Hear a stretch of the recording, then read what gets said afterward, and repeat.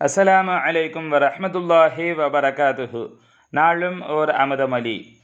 ஆகவே இஸ்லாம் மற்றும் ஏனைய மதங்களை எடுத்துக்கொள்வோம். அவற்றில் வெளிரங்கமான கருத்து, உள்ரங்கமான கருத்து என இரண்டு உள்ளன.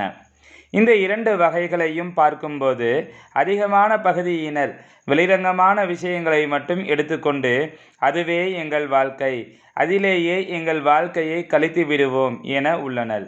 அதுதான் எல்லாம் எனவும் நினைத்து கொள்கின்றனர். மற்றவர்களையும் குற்றம் சொல்கின்றனர். ஆனால் உண்மையாகவே எங்கு சத்தியம் இருக்கின்றதோ, எங்கு தத்துவம் இருக்கின்றதோ அதனை பார்த்து அதனை அடைய வேண்டியதுதான் மனிதனின் கடமையாகும். இதுவே முக்கியமானதும் அவசியமானதுமாகும்.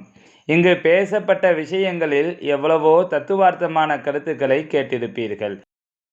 சங்கைமிகு ஷேഖநாயகம் குதுபுஸ்ஸமான் ஷம்சுல் உஜூத் ஜமாலியா அசையீத் ஹலீல் அன் மௌலானா அல் ஹசனியுல் ஹுசைனியுல் ஹாஷிமி கத்தசல்லாஹு சிர்ரஹுல் அலீம் அவர்கள் 19/12/1995 அன்று மதுக்கூரில் நடைபெற்ற ஏகத்துவ மெய்ஞான சபையின் சிறப்பு மாதாந்திர கூட்டத்தில் ஆற்றிய ஆன்மீக சொற்பொழிவிலிருந்து